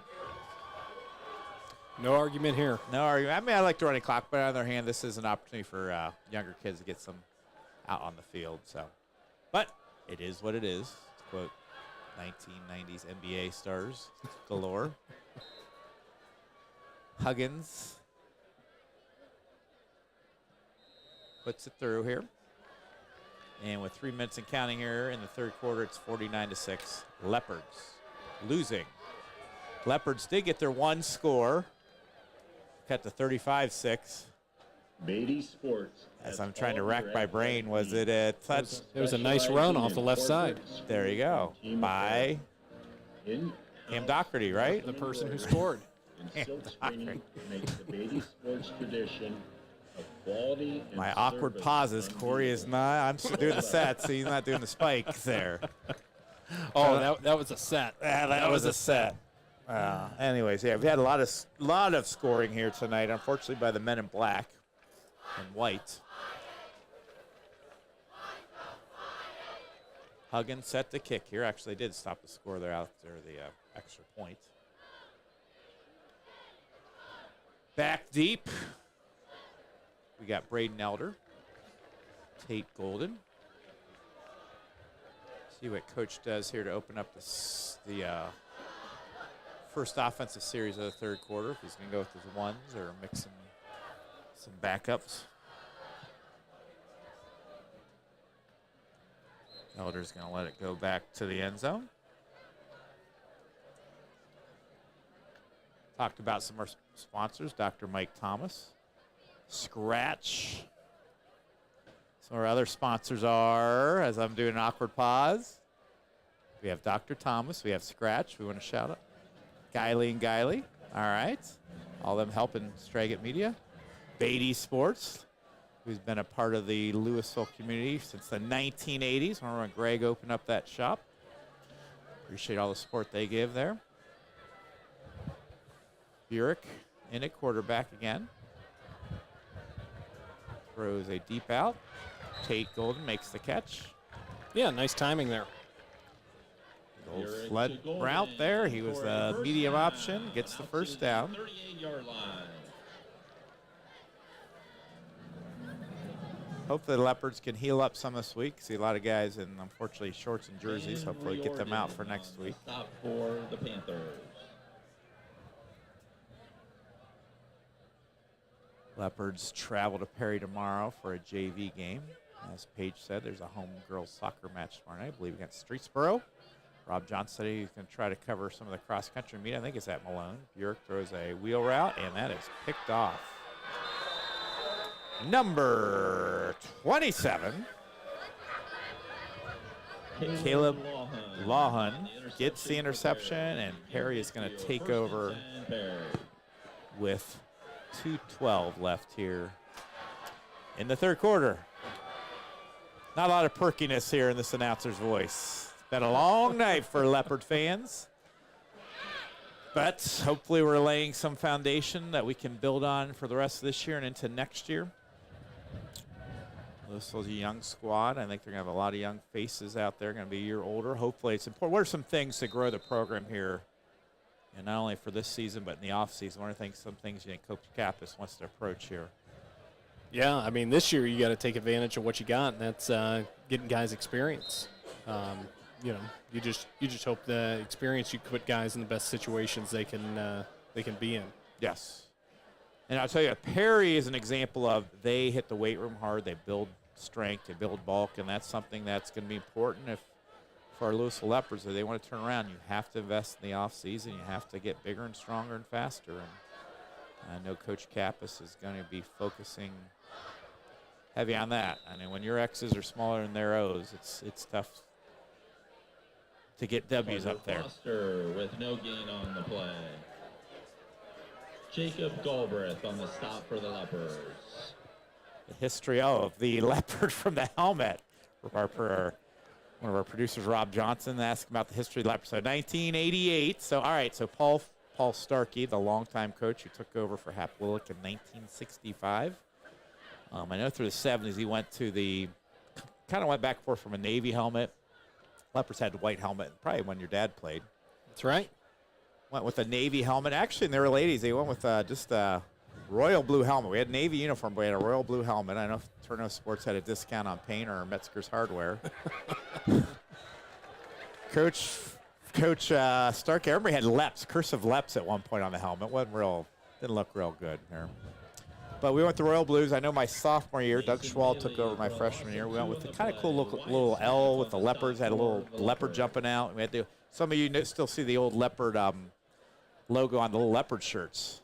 That's an old 70s logo. Oh, so went to that. So for a couple of years with Coach Schwal, he went to the Navy helmet. Then Rick Crislip, his first year in 88, had the Paul that you see on 8 million high school helmets there for a year. And then in 89, Rick went to the white look that we've had ever since, that classic white Lafayette Leopard up there. I think Lafayette is maroon and silver.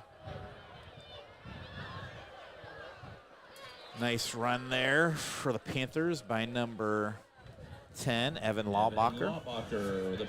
A lot of tradition in those uniforms, important. We really got to get this tradition pivoted here. And like I said, it's going to be big getting experience here in these last 4.5 weeks of the season and really working hard in the off season.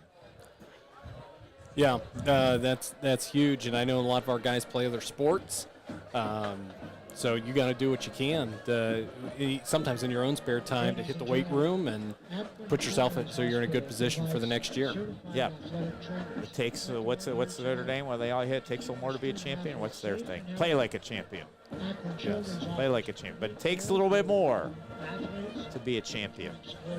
Just got to get a little extra work. When you feel a little tired, you feel like picking up that PlayStation remote instead of going to the weight room. Sometimes you got to step up, Thank you, Akron. or you're going to get stepped on. For our trainer, We're going to take a quick break at the Strega Media Network. student athletes.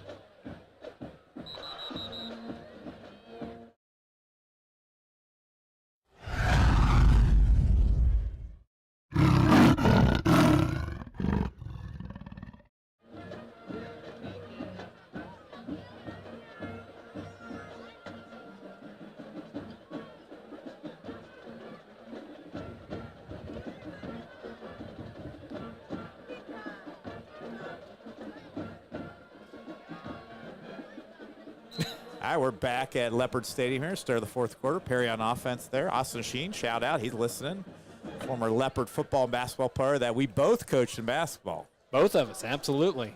Austin, so he didn't know who Paige is, but she is a rock star. Paige Folk. Oh, there's a pick. Oh! Gabe Stouffer. Had one to the house there. It's the classic. Don't run before you catch. What's the saying? Right? Catch the ball first, right? Catch it first. Look it in. Catch it first. See a lot of green grass in front of them. First down, Louisville. So Leopards take over. Tell you what I remember? Austin. I think he was on the front page of the repository. What was that for? After a big win. I think they went 10-0 their senior year. Football. There you go. There you go. He was ripping through. Had a great front page There you go. cover.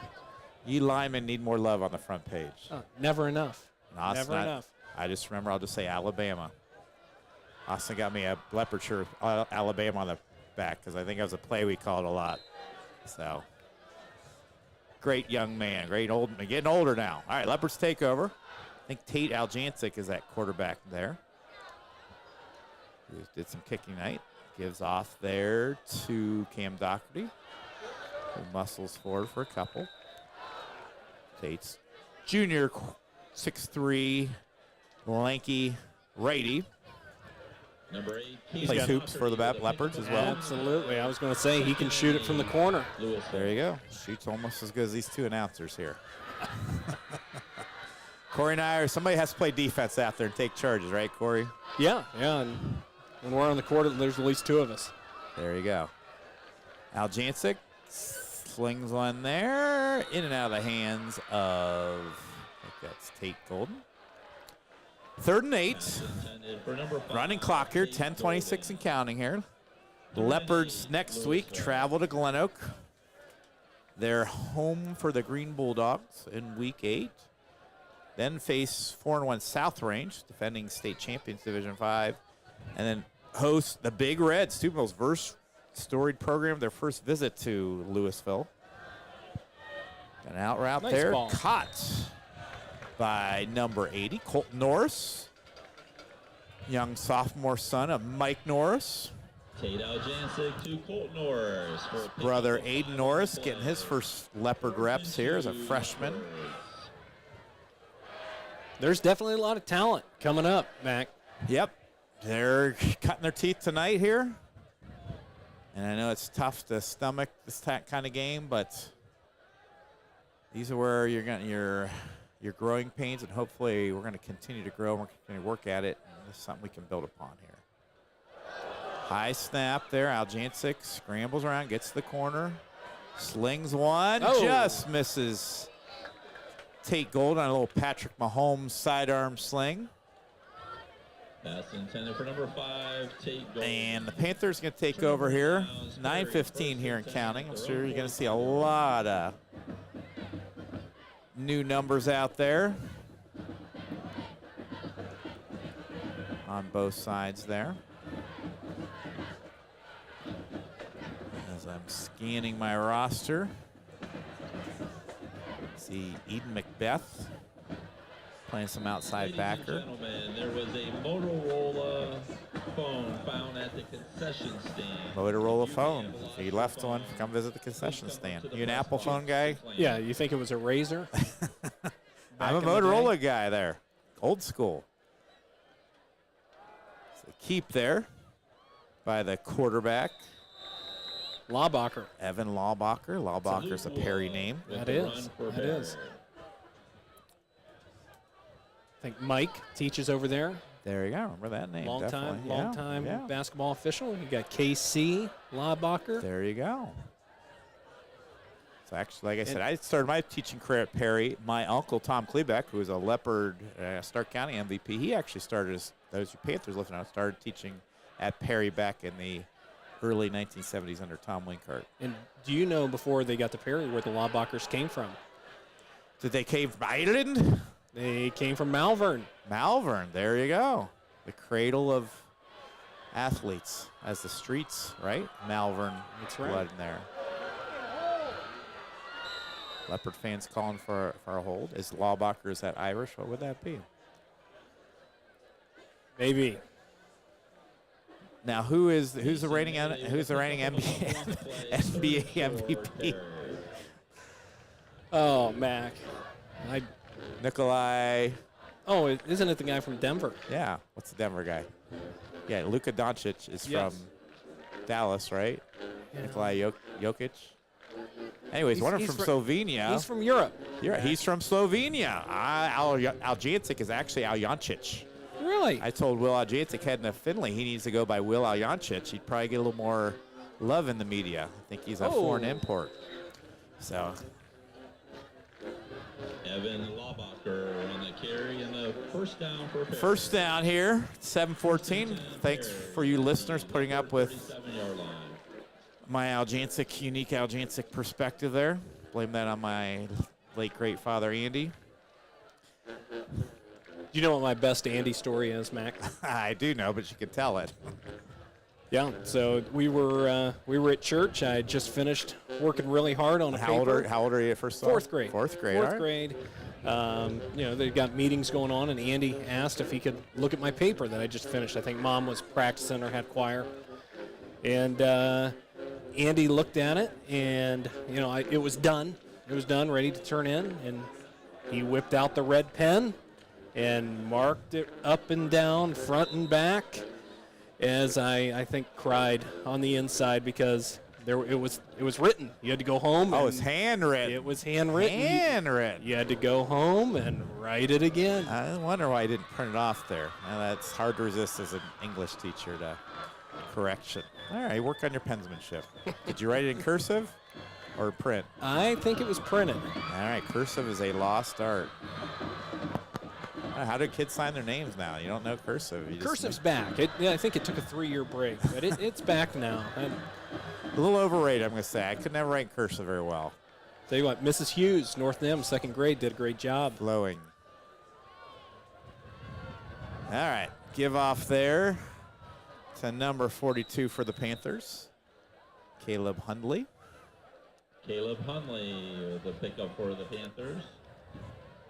Tackles there by some Perry. young Leopards out there. Jacob Gowra taking the signals there. Tell you what, Mac, a lot of people talking, looking forward to basketball season coming up. Yeah, Leopards going to have a pretty nice squad here this year. A lot of back. They lose, obviously, Will Aljancic, first team All-State, but Hayden Nigro, Braden Gross, Ashton Marshall, Bo Siegfried all return as starters. Yeah, so, strong schedule, too. Yes, playing a lot of the Saints there up in Cleveland. St. Ed's, Iggy. There you go. Most of the Federal League. So, Leopards fans, we look forward to seeing in a hot gym. Hopefully they'll put off the winter for a little while, but it's been a beautiful fall, but definitely something for Leopards to look forward to. 4:42 here left here, 4th and 5 for Perry. Panthers going to improve to 3-on-3 in the season. Leopards going to fall to 1-5. And you and I both done some coaching of football and basketball, but this is a tough one there, how to regroup on Saturday morning. They're sitting in the coach's office, and you got to figure out a strategy to keep the kids bought in here. You got 4 weeks left. Try to keep them working and improving. You face a tough schedule. Schedule next year is a lot more inviting for Leopards, play a lot more Division III schools that we are. Mac, we're going to have a field goal here. A 50-yarder by Brock Huggins. High snap, and he's way short there. Snap threw him off there. A lot of times tough, you overkick, especially when you're younger on a high kick. Got to trust your leg, but high snap threw it off there. So we got 3:54 left. Leopard offense going to come out here. try to catch some of those new names I see out there filtering in.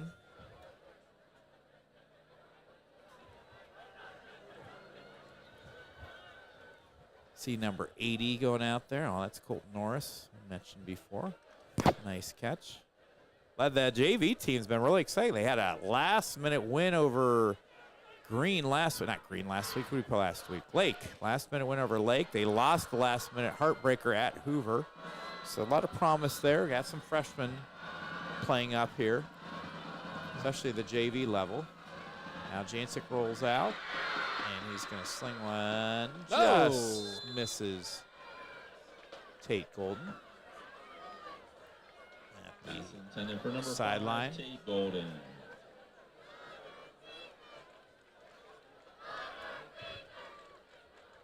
.329 count. Anybody for the Browns defense been impressed with? Obviously, the Browns a great job defensively in 2 weeks. I mean, it's been night and day. It's been night and day. It's unfortunately the offense has lagged a little bit, but Jim Schwartz got those guys going. He's bringing it, setting the tone. Give there to DiMarzio, who gets all the way out. I think they're going to give him the first down. Let's hope. I'll be interesting. Hopefully they don't get off to a. Hopefully they pivot, but if they get off to a slow start. You know, they're week 5's the bye week, but yeah, I think the key is to avoid those first play turnovers. First play turnover touchdowns. Which bit the Browns and unfortunately bit the Leopards here. First play of the game, a fumbled kickoff, recovered in the end zone. The Panthers were off to the races. And that's another carry there by, I believe, DiMarzio. Gets the first down. First down for the Leopards. Owen's grandpa, Alex, helps with the freshman team. He's fast. I bet you Alex DiMarzio still could probably beat me in a race. Former long-time Stark County hurdle record holder for like 30 years. Regular track records don't last long. I said before, the Big Ten track hurdle champion at Perry's got somebody open.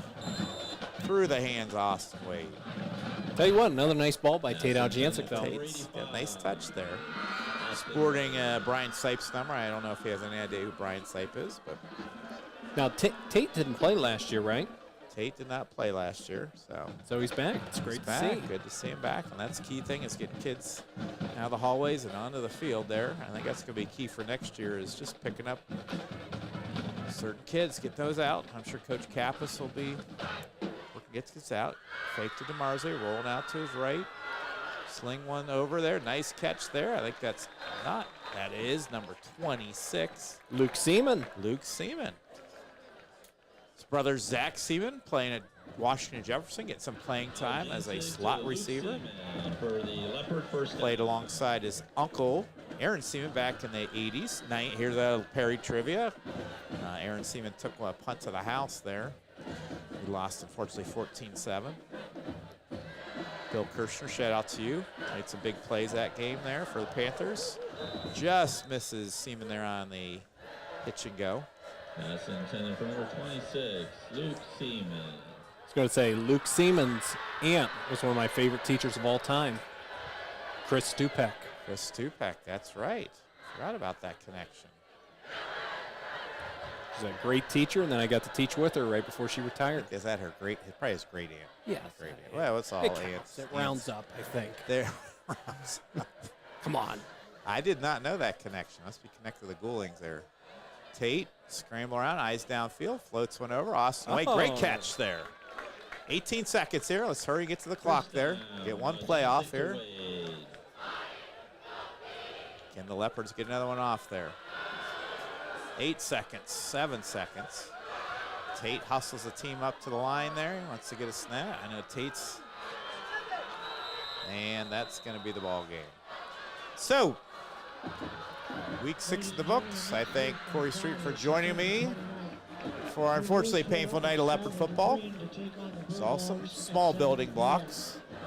Corey, appreciate spending some time with us tonight. Yeah, this was great. This was great. Well, when I say this was great, the stadium was great, weather was great, band was great, and hopefully we'll have some great football to look forward to in the future. There you go, our young Leopards Make your way to the Hopefully learn from this, continue to get better. Hopefully we got healthy here. We're going to travel to Green next week. Straget Media will, hopefully, should be there. Jake Kager expects to be there. So you can catch all your exclusive live streaming of Leopard events on Straget Media.